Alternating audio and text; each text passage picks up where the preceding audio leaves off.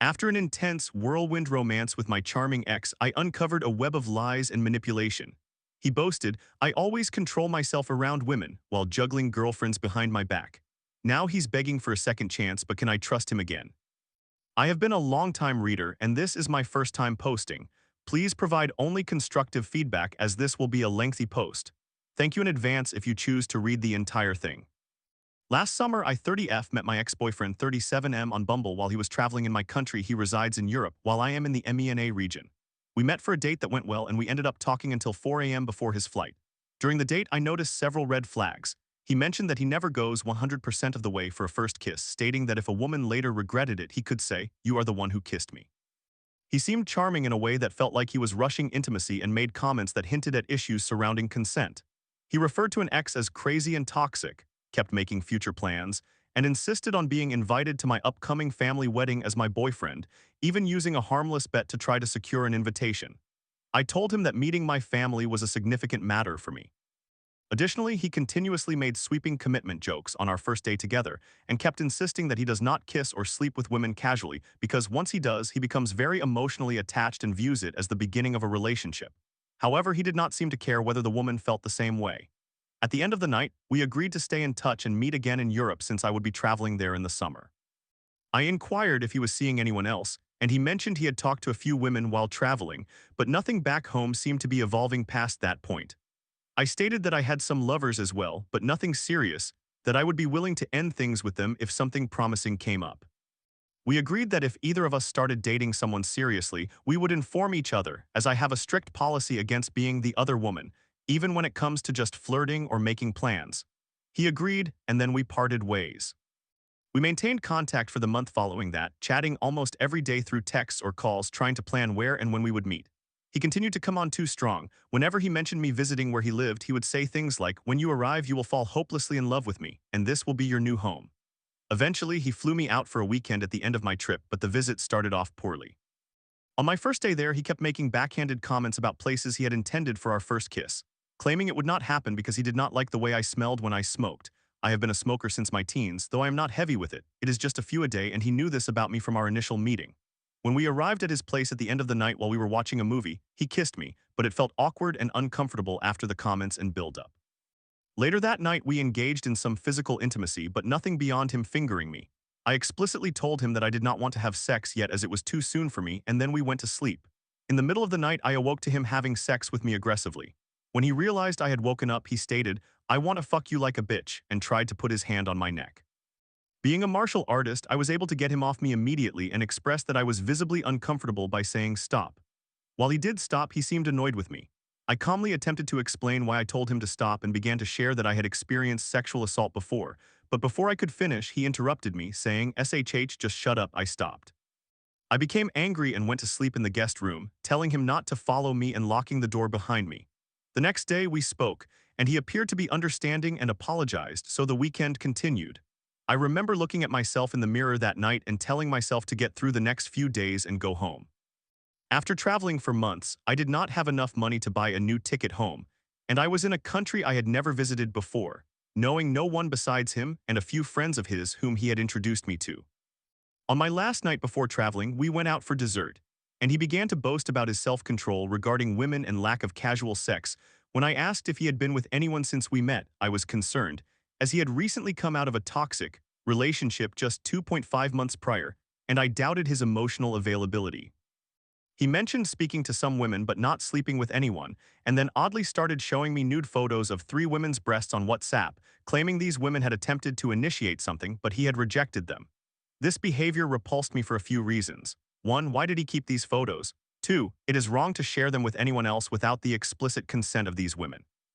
3. I have a small chest, and he seems to prefer larger ones. All the photos depicted large breasts. When I went to leave, he declared that he wanted us to explore a relationship, exclusive, monogamous, long distance, with serious intentions, such as marriage. I have been facing significant pressure from my family and culture, so I reluctantly and cautiously agreed to pursue a long-distance relationship. Fast forward, over the next 2 months, we maintained our long-distance communication. While there were numerous red flags indicating he might be controlling, disrespectful, and engaging in love bombing, there were also many positive aspects, including good communication and shared visions. During this time, I expressed my concerns about his potential to cheat in relationships. He reassured me by mentioning that he had never cheated before and referenced a relationship where he had been involved in a sexless dynamic, claiming he had not strayed. I also conveyed my worries, he is a lawyer, about his possible tendencies toward manipulation and dishonesty, which seemed to offend him. He visited my country for a month. Things went well, and he even met my family, which is a significant milestone for me. We had a few arguments, but nothing major, and he appeared to address my concerns. For instance, when I expressed my worries about boundaries with his ex-girlfriend who stayed at his place to care for his dog, he assured me she would be in the guest room, not with him. Then we traveled to his country and problems arose. I caught him in numerous small lies. His ex-girlfriend had stayed in his bed, and when I confronted him about the lies, he gaslit me. He would lie about trivial things to his friends without reason. On Halloween, we attended a party where he prepped me about his friend, a woman whom he said was in an abusive relationship, and he helped her out to prepare me in case her boyfriend said anything. Upon arrival, it was apparent that the girl was not being abused. I have been in abusive relationships, and it was clear she was attempting to provoke anger and jealousy from her boyfriend by flirting heavily with my boyfriend, claiming he would beat her out of jealousy. His behavior was super disrespectful. When she saw me and started getting jealous, he asked if I wanted to have a threesome with us and kept leaving me alone, as I did not know anyone and did not speak the language to pursue this girl, keeping tabs on her. It got to a point where a stranger told him he was wrong for abandoning me, which was embarrassing. After the party, I shared my thoughts and expressed my doubts regarding their relationship. He became defensive, insisting that I look through his phone to read their messages to prove nothing was amiss. I kept refusing, stating that I did not want a relationship where I had to invade someone's privacy for reassurance, even if it was being offered. The following morning, we had breakfast with his friends, during which we agreed to discuss matters further afterward. After breakfast, he and I sat in a square where I made a passive-aggressive comment regarding his fantasizing about a threesome the previous night, as he claimed it was with an imaginary woman, and I did not believe him. He became furious, stopped speaking to me, and once we returned home, he gave me the house keys without saying a word and drove off for 3 hours. While he was away, he sent me a lengthy text, but I chose not to respond. When he returned, he did not speak to me for a full 24 hours, stating he did not feel well the next day. That night, my suspicions grew, leading me to go through his messages. He had given me his passcode. What I discovered was that he had lied about everything. During the month after we met, he was involved with another woman. He had been texting her pictures from our date while claiming he was at a cooking class, sending me sexual messages while she was still in his bed, telling her he intended to take her to his brother's wedding, writing her elaborate love letters about wanting a serious, long-term relationship, etc. He had cheated on every girlfriend he had ever had, including the sexless relationship he had mentioned previously. And he had treated women in a disgusting manner, matching with one woman on Tinder and undermining her self-confidence for a month to prepare her for his friend, whom she was not interested in, to take advantage of the insecurities he had instilled in her. During the first 2 months of our long-distance relationship, he told women that we weren't really in a relationship, that he was my master and had me on a leash and collar, and spoke about me in a misogynistic and degrading manner to his male friends. As for the naked photos he showed me, one of them belonged to his most recent ex, another was from the woman he cheated on with me, and the last was from the woman he had matched with on Tinder to set up for his friend. It was appalling. We had a colossal confrontation. Initially, he attempted to deny everything, but I had retained all the evidence and was not inclined to accept it. For about 3 months afterward, we remained together, but he went to therapy and worked on fixing things. In the few weeks leading up to his visit to determine whether I could trust him again or if we should part ways, I visited friends in another country and felt a connection with another guy. I did not cross any lines. The most we did was him playing with my hair and giving me a hug, but the emotional connection was strong. I told him that I do not cheat and was still engaged with guy one, so nothing would transpire unless my relationship ended.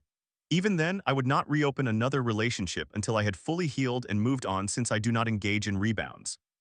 Upon his visit, we talked, cried, and fought a lot. He put in considerable effort and even came with a small book containing questions for us to answer together so we could discuss everything. He became fixated on whether I had cheated during that time. I shared the connection I felt and we navigated through it, establishing appropriate boundaries. However, during one argument, he became violent, not with me. When my voice was raised during an argument, he snapped, hit my dining table forcefully, pushed it across the room, not directed at me but in my direction, and then threatened to book a flight back and break up with me before coming to me in tears, expressing that he did not want it to end and neglecting to mention the outburst. I later addressed it and he apologized. He departed, and within a couple of weeks I ended the relationship. He had arranged a therapy session with a couples therapist for me first, followed by a session together. When I explained everything to the therapist, she said, "This is a toxic relationship. I think this man could become abusive. I cannot ethically treat you. I think you should leave and not keep doors open for the future, and both of you should pursue individual therapy." Afterward, I called him and informed him it was over. A few days later, we shared a vulnerable and affectionate goodbye via text and call, after which I requested that he not contact me for at least a month. During this time, I reconnected with the guy with whom I had formed a connection. Although we did not sleep together, we spent time together, fostering a strong bond. I remained committed to my original boundaries, and he was respectful, kind, did not push, and was overall wonderful. We kissed and cuddled but did not engage in anything further. He expressed that he loves me and wants to have a relationship with me when I am ready, which could potentially lead to marriage, and he is willing to be patient until I have healed. We have stayed in touch and grown much closer. Although there were some communication issues, he learned from them and has been showing up consistently. A month ago, my ex reached out, attempting to rekindle our relationship. He claims he has not been with anyone since me, but I have no way of verifying this, and given his history of dishonesty, it is fair to approach his statements with skepticism. I am now living in Europe for a few months for school, and he wants to visit me next week, calling and texting every day. Admittedly, I have been maintaining boundaries regarding our connection while also responding and not currently telling him to stop reaching out. It is evident that he has grown and genuinely loves me. Although I believe in people's potential for growth and change, I am not naive enough to think that everything will be different and that he will have completely transformed in just 4 months. We share many remarkable alignments and have several positive aspects, but I remain fearful he might revert to manipulative and emotionally abusive behaviors and potentially cheat and lie in the future, which is particularly perilous since our relationship was always intended with goals of marriage and family rather than being casual. He is sincere and has been in therapy, consistently expressing his desire to reconcile and put in the work since our breakup, which gives me some hope, yet I still feel apprehensive. If I see him, I know it will jeopardize any potential with Guy 2, which is promising. He wants to introduce me to his family when I am ready, has consistent and thoughtful plans for the future, treats me well not in every respect. But when he makes mistakes, he is willing to learn and genuinely does not intend to cause harm. His mistakes have not been substantial or severe, just different levels of skill regarding communication and time management. And he has been exceedingly supportive as I have been completely transparent with him about everything. I adhere to a strict policy of 100% honesty, although I have not mentioned Guy 2 to Guy 1 because I do not believe I owe him that. In conclusion, I dated a man long distance for 6 months, during which I discovered he lied about many things, was emotionally manipulative, and had a long history of infidelity, including a woman he cheated on with me, of whom I was unaware before we became official. Story 2. My late 20s struggle. I just want platonic companionship, but my effort feels one-sided, leaving me feeling alone despite being surrounded by party friends.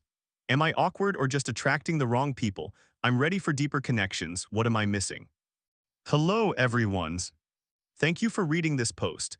I am sharing my feelings because I am unsure of what I might be doing incorrectly. Am I not doing enough, or am I doing something wrong? This post relates primarily to most of my friendships, ranging from mid-20s to early 30s and 3 months to 5 years, depending on the individual. I am finding it challenging to cultivate deeper, more intimate friendships with people who live in the same city as I do. I do not understand what I am doing wrong that prevents me from strengthening these relationships.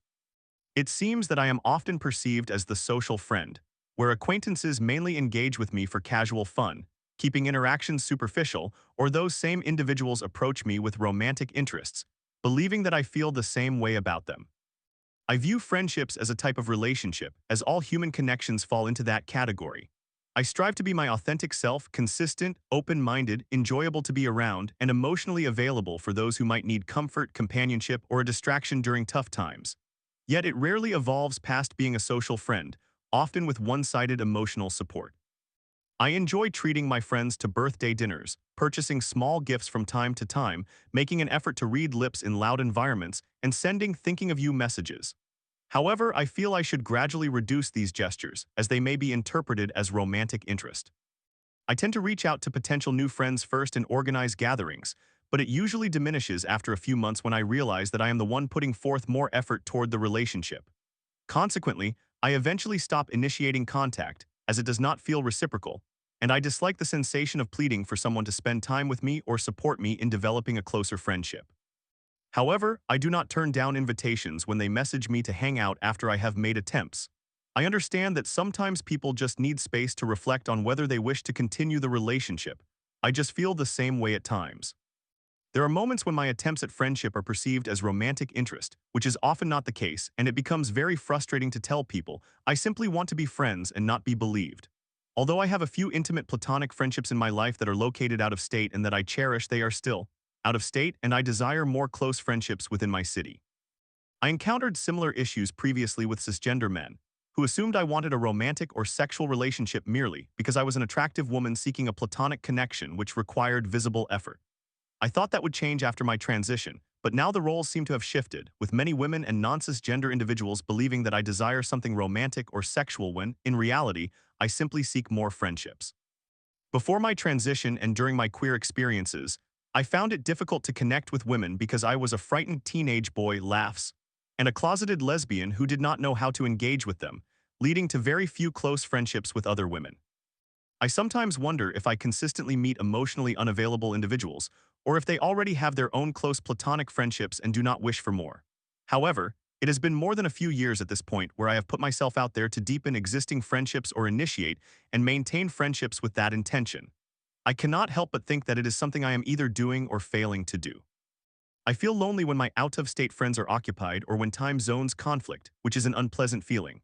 I often take myself out on dates and know how to enjoy my own company, so there is no issue on that front.